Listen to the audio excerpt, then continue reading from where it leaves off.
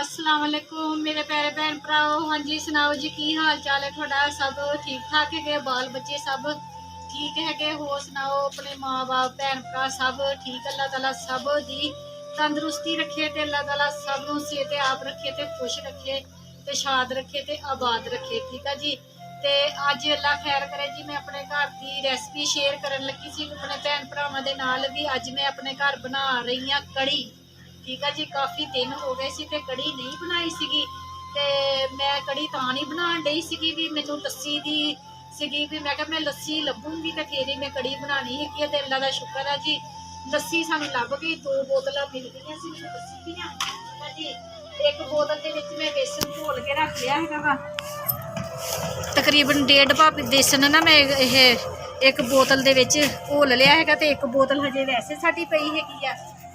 मसाला मसूला बना लिया है अदरक लहसुन हरियां मिर्चा लाल मिर्चा नमक हल्दी अपने हसबे जायका जिस तरह भी अपने भैन भरावां नूं अपने घर दे विच सालन पसंद हुंदा। किसी नूं तेज मिर्च पसंद हुंदी ते किसी नूं हल्की पसंद हुंदी। मैं अपने हिसाब दे नाल पा लई है। ते पकौड़े दा समान भी बना लिया हैगा वा बेसन भी पिया हैगा वा पालक भी पई आलू भी ते प्याज भी हरियां मिर्चा भी मैं कट लईआं हैगियां वा।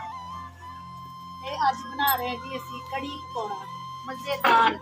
एक पहला मैं कड़ी अपनी बनाई थी ना तो मैं वो दूसरे तरीके नाल बनाई थी भी कड़ी पा के ना पहला भी सारा कुछ समान सारा पा के बिच कढ़ाई दे ते फिर बनाई दी है। ते अज मैं मसाला भुन के बनाने लगी थी। पहला मसाला भुनना है वा ते फिर असी लस्सी ते बेसन पाना है बिच। हाँ जी माशाल्लाह साडा मसाला बहुत अच्छे तरीके दे नाल भुज गया है वा। हल्का हल्का पानी का छट्टा लगा के ना मैं मसाले नूं अच्छे तरीके नाल भुनिया है ते खुशबुआं आ रही अदरक लसन दियां मसाले चों। ते ये वाला जिहड़ी हैगी ना साडी लस्सी दे विच मैं बेसन घोल लिया होया वा ते ए वाला ना हुण असीं विच लगे हुए आ शामिल करन। बिस्मिल्लाहिर्रहमानिर्रहीम।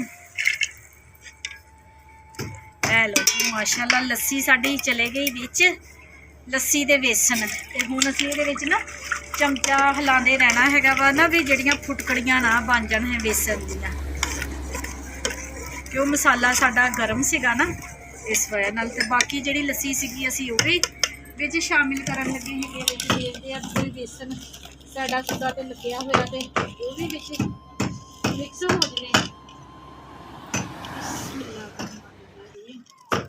लो जी माशाल्लाह साडी है भी लस्सी विच चले गई हैगी आ ते फिर हुण जानू जे जरूरत होई ना पानी पाने दी ते ओह असीं बाद चों पावांगे भी बेसन फुल्लेगा ना तो फिर पता लग जाएगा भी सानू पानी की जरूरत है वा जां नहीं है। हाँ जी ए देखो जी ए वा साडे मेथे। ठीक है मेरी अम्मी पांदी हुंदी सीगी कड़ी जदों भी बनानी ना ते मेथे लाजमी पाने विच भी कड़ी बायाबादी हुंदी है ना तो फिर मेथे पाने नाल ना कड़ी बायाबादी नहीं करती हैगी। इन्हां नूं कहंदे हैगे मेथे। ते एक हुंदी है मेथी वो बरीक हुंदी हैगी आ ते मेथे कह के दुकान तो लईदे भी मेथे दे दो पंसारी दी दुकान तो मिलदे। ए लाजमी कड़ी दे विच पाई दे हैगे आ। इन्ना जायका भी माशाल्लाह कड़ी दा बहुत ज़बरदस्त बनदा हैगा वा ते बायाबादी भी नहीं कड़ी करदी हैगी ते ज़्यादा भी नहीं पाईदा जिन्ना कि मैं पाया वा ना इन्ना गै पाईदा। जे अगर असीं ज़्यादा पा दईए ना मेथे तो फिर साडी कड़ी कड़वी भी हो सकती। बस थोड़ा जिहा यानी कि 1 चम्मच। ठीक है जी। ये हुण साडी कड़ी जो वाला आ जाएगा तो फिर असीं पकौड़े वाली साइड ते जावांगे क्यों हजे बार बार इनू हिलाई जाना हैगा भी साडा बेसन थल्ले ना लग जाए। हाँ जी माशाल्लाह साडी कड़ी गई आ पक। ए देख सकते हैं माशाल्लाह खुशबू आ रही वा मेथी दियां। ठीक है जी। ते माशाल्लाह पकौड़े भी साडे काफ़ी सारे निकले हैगे ते बाकी मैं कड्ढन डई हैगी आ।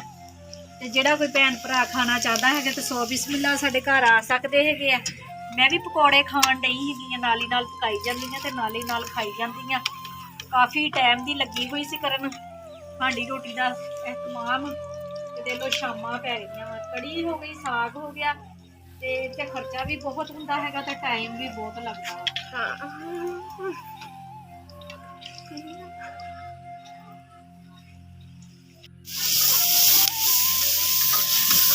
हाँ जी लसन पा के घे दे विच ते तड़का असीं लगांदे पए हैगे कड़ी दा। हनेरा भी हो गया वा सानू ਕਾਫੀ ਪਕੌੜੇ ਵੀ ਸਾਡੇ ਬਣ ਗਏ। ਘੇ ਪਾਇਆ ਸੀਗਾ।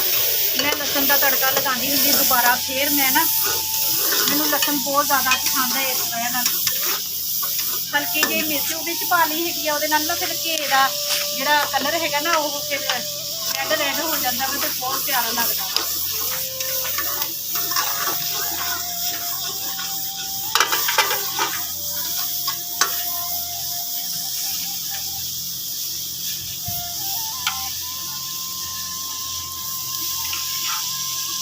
ਹਾਂਜੀ, कड़ी जिन्नी भी सानू जरूरत सीगी उसी ਉਹਨੂੰ ਦੁਬਾਰਾ ਫੇਰ ਤੜਕਾ ਲਗਾ ਲਿਆ ਹੈਗਾ ਵਾ।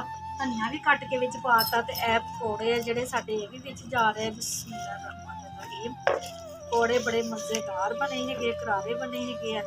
ਮੇਥੀ ਪਾਈ ਆ ਵਿੱਚ, ਆਲੂ, ਪਾਲਕ, ਪਿਆਜ਼, ਹਰੀਆਂ ਮਿਰਚਾਂ, ਸੁੱਕਾ ਧਨੀਆ ਪਾ ਕੇ ਤੇ ਬਹੁਤ ਜ਼ਬਰਦਸਤ ਪਕੌੜੇ ਬਣਾਏ ਆ। ਕਿਤੇ ਇਹ ਨਾ ਕਹਿ ਦੇ ਵੀ ਮੈਂ ਲਸਣ ਵੀ ਵਿੱਚ ਪਾਉਣ ਲੱਗੀ, ਲਸਣ ਨਹੀਂ ਵਿੱਚ ਪਾਉਣਾ।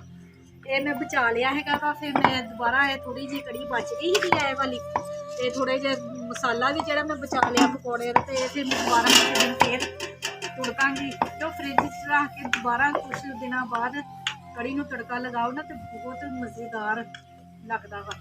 ਇਹ ਦੇਖੋ ਮਾਸ਼ਾਅੱਲਾ ਇਹ ਉੱਪਰ ਆਇਆ ਹੋਇਆ ਲਾਲ ਲਾਲ ਸੋਹਣਾ ਲੱਗਦਾ ਪਿਆ ਹੈਗਾ ਵਾ। ਠੀਕ ਆ ਜੀ। ਤੇ ਹਜੇ ਅਸੀਂ ਦੁੱਧ ਗਰਮ ਕਰਨਾ ਵਾ, ਚਾਹ ਬਣਾਉਣੀ ਹੈਗੀ, ਰੋਟੀਆਂ ਪਕਾਉਣੀਆਂ ਹੈਗੀਆਂ ਵਾ। ਤੇ ਅੱਜ ਸਾਨੂੰ ਬਹੁਤ ਜ਼ਿਆਦਾ ਹਨੇਰਾ ਹੋ ਗਿਆ ਵਾ, ਕਾਫੀ ਟਾਈਮ ਦੀ ਮੈਂ ਲੱਗੀ ਹੋਈ ਸੀਗੀ। ਤੇ ਮੇਰੇ ਭੈਣ ਭਰਾ ਮੈਨੂੰ ਹੁਣ ਦਿਓ ਇਜਾਜ਼ਤ, ਜਿੱਥੇ ਜਿੱਥੇ ਰਹਿ ਰਹੇ ਖੁਸ਼ ਰਹੋ, ਸ਼ਾਦ ਰਹੋ, ਆਬਾਦ ਰਹੋ। ਠੀਕ ਆ ਜੀ। ਤੇ ਮੇਰੀ ਵੀਡੀਓ ਨੂੰ ਲਾਈਕ ਕਰਦੇ ਰਹੋ, ਸਬਸਕ੍ਰਾਈਬ ਕਰਦੇ ਰਹੋ, ਤੇ ਆਪਣੀ ਜ਼ਿਆਦਾ ਤੋਂ ਜ਼ਿਆਦਾ ਮੇਰੀ ਵੀਡੀਓ ਨੂੰ ਫੈਲਾਓ, ਇੱਕ ਦੂਸਰੇ ਨੂੰ ਭੈਣ ਭਰਾਵਾਂ ਨੂੰ ਅੱਗੇ ਤੋਂ ਅੱਗੇ ਸ਼ੇਅਰ ਕਰੋ। ਠੀਕ ਆ ਜੀ। ਤੁਹਾਡੀ ਸਪੋਰਟ ਦੀ ਮੈਨੂੰ ਜ਼ਰੂਰਤ ਹੈਗੀ ਆ, ਤੇ ਆਪਣਾ ਜ਼ਿਆਦਾ ਤੋਂ ਜ਼ਿਆਦਾ ਖਿਆਲ ਰੱਖਣਾ ਹੈ। ਆਪਣੀਆਂ ਦੁਆਵਾਂ 'ਚ ਮੈਨੂੰ ਯਾਦ ਰੱਖਿਆ ਕਰੋ। ਮੈਂ ਵੀ ਆਪਣੀਆਂ ਦੁਆਵਾਂ 'ਚ ਆਪਣੇ ਭੈਣ ਭਰਾਵਾਂ ਨੂੰ ਯਾਦ ਰੱਖਦੀ ਹੈਗੀ ਆ। ਮੇਰੇ ਅੱਖਾਂ ਦੇ ਵਿੱਚ ਪਾਣੀ ਪਈ ਜਾ ਰਿਹਾ ਹੈਗਾ ਵਾ। ਠੀਕ ਆ ਜੀ। ਅੱਲਾ ਹਾਫਿਜ਼।